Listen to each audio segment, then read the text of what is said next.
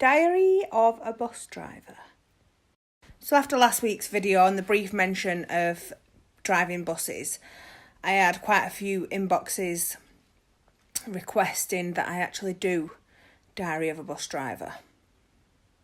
I'm not the kind of person that will let anybody down. And if you guys want to hear it, then I'll tell it.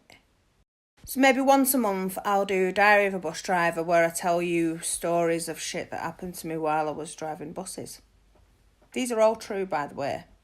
Now, not going too far from last week's topic, seeing as how it's one that I briefly mentioned, I thought I would not leave you hanging and I'd go into a bit more detail about the tramp. So one Friday evening at about 11:30, I'd been driving the 409 and I'd pulled into the bus station in Oldham, waiting for somebody to come and take the bus so that I could go home. So depending on traffic and whatnot, sometimes you'd be waiting like 20 minutes, sometimes you could just get there and he'd already be there. This was obviously, because it was a Friday night, one of the times where I was sat waiting for about 20 minutes. So there I am, about 11:30 at night, on the weekend, sat on my own, waiting for a driver to come and relieve me. Not in that way. As I'm sitting reading this magazine, there's this banging on the door. So I open the doors, ready to explain that I'm not going anywhere. I'm waiting for another driver, and it's this tramp. He's got blood on his face, and he said that some guys had just beat him up for no reason, and he wanted me to phone the police. So being the kind, generous sort of person that I am, I tell him to get on the bus and wait for the police to come so that at least he's safe. And as I'm a socially awkward kind of person, I just cracked on reading my magazine while we waited.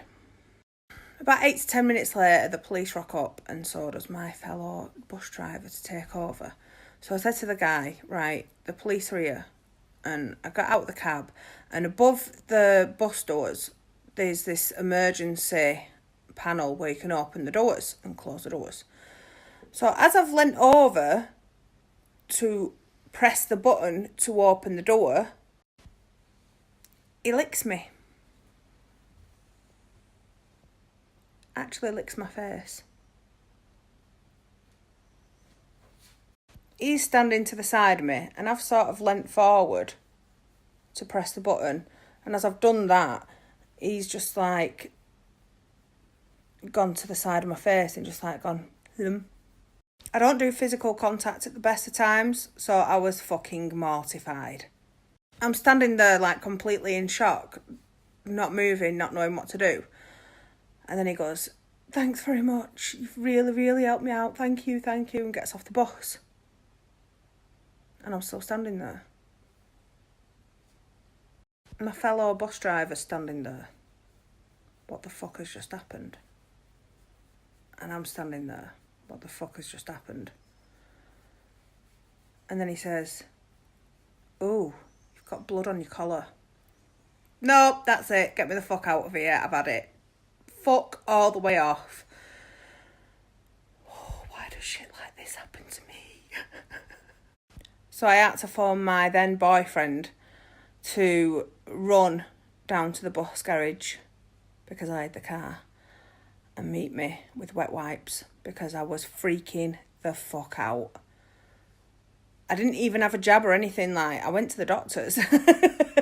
It sounds so over the top, but you don't know what kind of germs people have. Like, what the fuck? Why would you just lick somebody?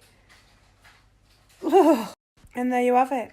There's the first story from Diary of a Bus Driver. Hope you enjoyed it. Catch you next month.